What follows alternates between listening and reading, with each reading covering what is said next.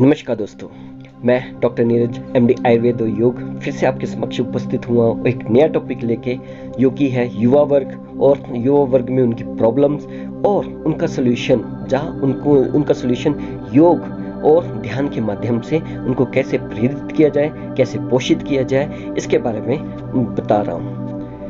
तो क्यों मैं इसके बारे में आज क्या युवा की प्रॉब्लम है और क्यों इसके बारे में मैं बात कर रहा हूँ। तो सबसे पहले युवा कौन है? युवा वो है जो असीम शक्तियों से भरा हुआ है, जो शारीरिक रूप से बहुत ही सक्षम है और उसके अनेकों सपने हैं और वो देश के निर्माण में कहीं ना कहीं सहभागी है और ये भावी देश की पीढ़ी है जो कहीं ना कहीं देश को आगे लेकर जाएगा। तो युवा वर्ग अकॉर्डिंग टू WHO विश्व स्वास्थ्य संगठन के अनुसार सबसे ज्यादा युवाओं में डेथ्स जो हो रही हैं रोड एक्सीडेंट्स और सुसाइड की वजह से हो रही हैं। इस सबसे ज़्यादा एस्टिमेट ये लगाया गया है कि 40% जो मृत्यु हो रही है वो डेवलपिंग कंट्रीज जैसे कि इंडिया और 70 से 80% जो मौतें हो रही हैं वो डेवलप कंट्री जैसे कि अमेरिका, वहाँ पर एडोलेसेंट युवा वर्ग में खास करके हो रही है। क्यों हो रही है? क्योंकि कहीं ना कहीं इनमें हार्मोनल इम्बैलेंस होता है, हार्मोनल डिस्ट्रेस में भी जाते हैं, या फिर कहीं ना कहीं वो अपने आप को व्यसक समझते हैं, कहीं ना कहीं वो ऐसे निर्णय ले लेते हैं जो कहीं ना कहीं उनकी डेथ का कारण बनते हैं। विश्व स्वास्थ्य संगठन के अनुसार एडोलेसेंट जो कि किशोरावस्था है वो 10 से 19 साल की होती है, युवावस्था 15 से 24 साल और यंग जो होते हैं 10 से 24 साल। तो सबसे कॉमन जो प्रॉब्लम आती है युवा में वो होती है एडिक्शन या लत। ये किसी भी प्रकार की लत हो सकती है, नशे की भी लत हो सकती है, किसी मोबाइल की भी लत हो सकती है।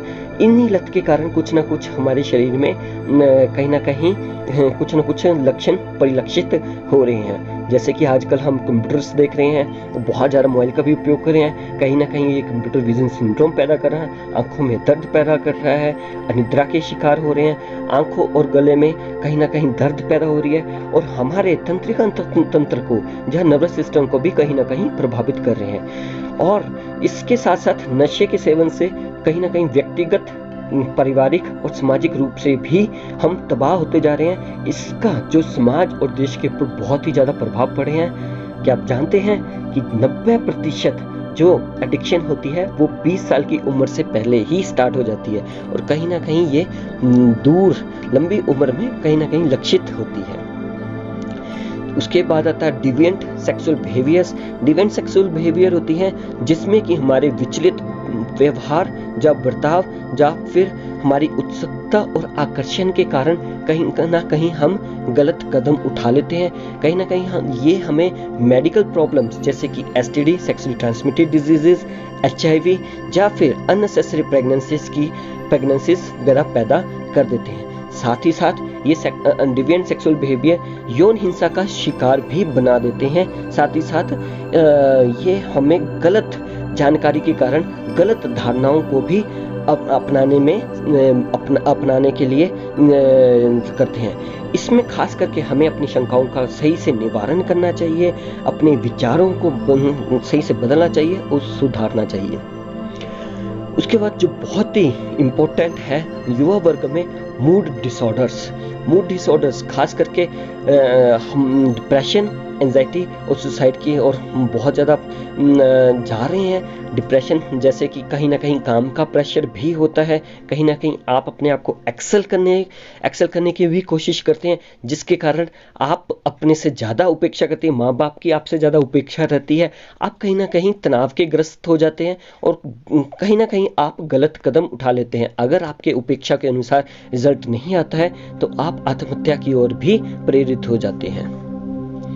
कुछ एक कारण जो एंजाइटी और डिप्रेशन के बताए गए हैं, सबसे पहले स्ट्रॉन्ग फीलिंग्स आपकी जो हार्मोनल है इनकी वजह से होता है, कहीं ना कहीं आपके काम में स्ट्रेस की वजह से, या फिर आप बहुत ही अच्छा करना चाहते हैं उसकी वजह से, या फिर फाइनेंशियल अनसर्टेनिटी मतलब पैसों की कमी की वजह से, कहीं ना कहीं ट्रबल्ड रिलेशनशिप, घर में कोई हिंसा का शिकार हो रहा है, इनकी वजह से कहीं ना कहीं आप एंजाइटी, डिप्रेशन और इसकी वजह से भी ग्रसित हो रहे हैं। कुछ एक साइकोसोमैटिक डिसऑर्डर्स भी आपके अंदर आ जाते हैं। साइकोसोमैटिक होते हैं जो दिमाग की वजह से आपके शरीर में परिलक्षित होते हैं। कहीं ना कहीं आप अपनी बॉडी इमेज से भी कहीं ना कहीं घबराते हैं। आप अपने आप को समझते हैं कि मैं बहुत ज़्यादा मोटा हूँ, बहुत ज़्यादा पतला हूँ, या कहीं ना कहीं मैं बहुत ज़्यादा काला हूँ, जब बहुत ही ज़्यादा मेरे चेहरे पे बहुत ही ज़्यादा दाग है। इस हिसाब से आप अपनी बॉडी की गलत इमेज बना लेते हैं और इसमें आपकी लो सेल्फ एस्टीम या कहीं ना कहीं आप कॉन्फिडेंस लूज कर देते हैं, जिसके कारण कहीं ना कहीं आपका जो सोशल बिहेवियर है वो कहीं ना कहीं इम्पैक्ट होता है। इसके अलावा कुछ एक सोशल बिहेवियर्स भी होते हैं जो इस युवावस्था में होते हैं, खास करके बहुत ही इगोस्टिक बिहेवियर या फिर एक्सेसिव एंथुसियाज्म, जैसे कि आप अपने आप को अपनी शारीरिक क्षमता के अनुसार उससे ज़्यादा कार्य कर देते हैं। आप उत्साहित होते हुए ज़्यादा खेल लेते हैं, ज़्यादा उत्साहित होते हुए आप तेज रैशली पूर्वक आप ड्राइविंग करते हैं, या आप इन्हीं के द्वारा कुछ ना कुछ गलत कार्य कर बैठते हैं। तो इसीलिए इन सब में, इन सभी बीमारियों से बचने के लिए या इन सभी चीज़ों से बचने के लिए योग बहुत ही ज़्यादा महत्वपूर्ण है, जो कि एक प्रिवेंटिव रोल उत्पन्न कर देता है। ये हमारे शारीरिक, मानसिक, साइकोलॉजिकल, सोशल और स्पिरिचुअल वेलबींग के लिए बहुत ही इंपॉर्टेंट है। ये हमारे लाइफस्टाइल डिसऑर्डर्स को भी ठीक करता है। हमारे अंदर जितनी भी एनर्जी है, इसको ये सकारात्मक एनर्जी या सृजनात्मक कार्यों के लिए ये आगे बढ़ाता है। कहा भी गया है, योगश्च चित्त वृत्ति निरोध है। योग चित्त की वृत्तियों को निरोध करता है। तो इसमें दो प्रकार के योग सबसे इंपॉर्टेंट है, कर्म योग और अष्टांग योग। कर्म योग वो है जिसमें कि अपने आप कार्य करते हैं। कहा भी गया, जैसे कि गीता में कहा है, कर्मण्येवाधिकारस्तु मा फलेषु कदाचन मा सर्वकर्म हेतु भूमे संगोऽस्त्वं कर्याणि। जैसे कि गीता में कहा गया है कि हमें कर्म करते रहना चाहिए, हमें फल की चिंता नहीं करनी चाहिए, हमें कर्म करने में ही आसक्ति रखनी चाहिए, फल की चिंता में आसक्ति नहीं करनी चाहिए। अगर हम फल की चिंता करते हैं तो कहीं ना कहीं ये हमारे डिप्रेशन, स्ट्रेस, एंजाइटी ऐसे से मानसिक रोगों को उत्पन्न कर देते हैं। इसके बाद दूसरा जो आता है वो होता है अष्टांग योग, जिसमें बहिरंग योग और अंतरंग योग बहुत ही ज़्यादा इम्पोर्टेंट है। बहिरंग योग में यम, नियम, आसन और प्राणायाम का महत्व है, और अंतरंग योग में प्रत्याहार, धारणा और ध्यान समाधि का। तो यम क्या चीज़ है? इसमें 5 प्रकार के होते हैं, जैसे कि अहिंसा, सत्य, अस्तेय, ब्रह्मचर्य और अपरिग्रह। अहिंसा मतलब कि मानसिक, कायिक और वाचिक रूप से आप किसी के प्रति कोई भी हिंसा भाव ना रखें। हिंसा का ऐसा मतलब नहीं है आप किसी के साथ जोर जबरदस्ती करें। इसका मतलब ये होता है कि आप सभी से प्रेम पूर्वक कार्य करें, कम प्रेम पूर्वक बात करें। सत्य का मतलब है कि आप हमेशा सत्य बोलें, कभी भी झूठ ना बोलें, कभी किसी चीज़ की चोरी ना करें, और ख़ास करके ब्रह्मचर्य का ठीक ढंग से पालन करें। ब्रह्मचर्य का मतलब होता है कि आप कहीं ना कहीं ओज का शरण कर देते हैं। इस ओज के बचाने से हम अपनी इम्यूनिटी बचाते हैं। तो ब्रह्मचर्य का पालन करना बहुत ही इम्पोर्टेंट है। और अपरिग्रह होता है कि हमें किसी और वस्तु में ज़्यादा अपना ध्यान नहीं लगाना चाहिए, किसी दूसरे की वस्तु में ज़्यादा ध्यान नहीं लगाना चाहिए, हमें उतना अपना संतोष रखना चाहिए। इसी प्रकार कुछ नियम भी बताए गए हैं। शौच, संतोष, तप, स्वाध्याय, ईश्वर प्रणिधान। शौच का मतलब है हम अपनी शुद्धि रखें, चाहे षटकर्मों के द्वारा अपने शरीर की शुद्धि, ध्यान के द्वारा अपने मन की शुद्धि, अपने विचारों की शुद्धि। संतोष का मतलब है कंटेंटमेंट, मतलब जितना मिल रहा है उसमें आप अपने संतोष रखें। और तप का मतलब है आप अपने लक्ष्य की ओर हमेशा प्रेरित रहें। जो भी आपने लक्ष्य बना रखा है उसके तरफ आप हमेशा बढ़ते रहिए, अपने 100% उसकी तरफ देते रहिए। स्वाध्याय का मतलब है कि आप कुछ ना कुछ अच्छा पढ़ते रहिए, चाहे वेद है, पुराण है, गीता है। जरूरी नहीं है वेद, पुराण और गीता ही पढ़नी है, आप अपने फील्ड रिलेटेड चीज़ें भी पढ़ सकते हैं, उसमें अपनी नॉलेज ग्रहण कर सकते हैं, ताकि आप हम बेहतर कल बनाने के लिए जब बेहतर समाज निर्माण करने में सहायक हो सके। और इसके साथ लास्ट में अंतिम जो है वो होता है ईश्वर प्रणिधन। आप जो भी करें ईश्वर को नमस्कार करते हुए और ईश्वर के प्रति समर्पण भाव से होते हुए इसको करें। यम और नियम जो भी होते हैं ये हमारे चरित्र निर्माण में हमेशा सहायक होते हैं। ये मोरल कोड ऑफ कंडक्ट्स होते हैं। कितनी भी परिस्थितियां हमारे सामने आ जाए, हम अगर यम और नियम का अच्छे ढंग से पालन करते हैं तो हमारे चरित्र के ऊपर कभी भी दाग नहीं लगता है। लोगों का विश्वास बढ़ता है, लोगों के आपके प्रति आस्था बढ़ती है। तो ये यम और नियम कहीं ना कहीं हमारी लीडरशिप क्वालिटीज को भी बढ़ाती हैं। तो लीडरशिप का अगर क्वालिटीज बढ़ती हैं तो हम देश को आगे ले जाने में सहायक होते हैं। ये मोड ऑफ एक्शन ऑफ आसन और प्राणायाम का क्या मोड ऑफ एक्शन है इसके बारे में बताया गया है।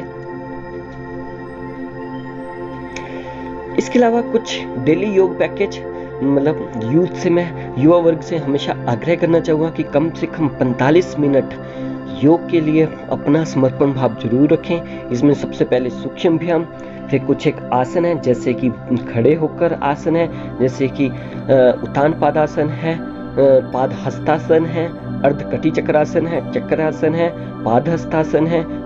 उसके बाद बैठ के कुछ एक आसन आ जाएंगे, वज्रासन, मंडूकासन, शशांकासन, फिर पश्चिमोत्तानासन, अर्धउष्ट्रासन, उष्ट्रासन, ये सारे आसन, मंडूकासन। उसके बाद सीधे लेटकर और उल्टे लेटकर भी आसन कुछ किए जाते हैं। और अंत में जो किया जाता है वो होता है शवासन। शवासन में इसके साथ साथ आप योग निद्रा का भी उपयोग कर सकते हैं। उसके बाद कौन कौन से प्राणायाम आपको बहुत इंपॉर्टेंट हैं, जैसे कि अनुलोम विलोम, भ्रामरी, इनको भी आप कम से कम 5 से 10 बार प्रतिदिन करें। उसके बाद कपालभाति आपके ओज और कांति को बढ़ाता है, आपके फुफ्फुस के लंग्स की कैपेसिटी को भी बढ़ाता है। और उसके बाद सूर्य नमस्कार प्रतिदिन 5 से 20 बार प्रतिदिन करें। और अंत में जो बहुत ही इम्पोर्टेंट है वो होता है मेडिटेशन। ध्यान के बारे में जैसे कि आपको पता है कि ध्यान करना बहुत ही जरूरी है। तो ध्यान से हमारी मन की स्पष्टता को प्राप्त करते हैं। साथ ही साथ हम अपने विचारों को भी बदलते रहते हैं। हमारे शरीर के अंदर शांत प्रशांत भाव को भी बढ़ाता है, हमारी ऊर्जा को भी बढ़ाता है और हम अपने आप को केंद्रित रखने में भी सक्षम होते हैं। साथ ही साथ ध्यान हमें हमारी अवलोकन शक्ति को भी बढ़ाता है, हमारी धारण शक्ति को भी बढ़ाता है, अभिव्यक्ति करने की शक्ति को भी बढ़ाता है। और ध्यान कैसे करना है, इसके लिए हमेशा आप कोई शांत स्थान पे बैठें, एकाग्र बने रहें, एकाग्रता। और पहले योग अभ्यास करने के उपरांत आप अपने श्वास प्रश्वास के ऊपर अपना ध्यान लगाएं और 5 से 10 मिनट ध्यान पूर्वक बैठें और अपने विचारों के ऊपर अपना ध्यान केंद्रित करें। इससे आप सृजनात्मक नए विचारों की ओर आप आकर्षित होंगे। नए विचार आपको आएंगे जो कि आपकी क्रिएटिविटी की पावर को भी बढ़ाएगा। क्रिएटिविटी की पावर को बढ़ेगी तो आप कई कैरियर्स में अपने आप को आगे रख पाएंगे। न्यू आइडिया भी जनरेट होते हैं, आप नए काम भी कर सकते हैं। तो इसी के साथ आज का जो ये सत्र है मैं समाप्त करता हूँ। आशा करता हूँ कि आप योग और प्राणायाम और मेडिटेशन ध्यान को आप अपनी लाइफ में जरूर डालेंगे, चाहे वो किसी भी रूप में हो, कंपटीशन हो, स्ट्रेस्ड लाइफ भी हो, आप अपने आप को अच्छा दिखाना चाहते हो, योग हर माध्यम से आपके साथ है। योग हर क्षेत्र में आपको आगे लेकर जाएगा। धन्यवाद।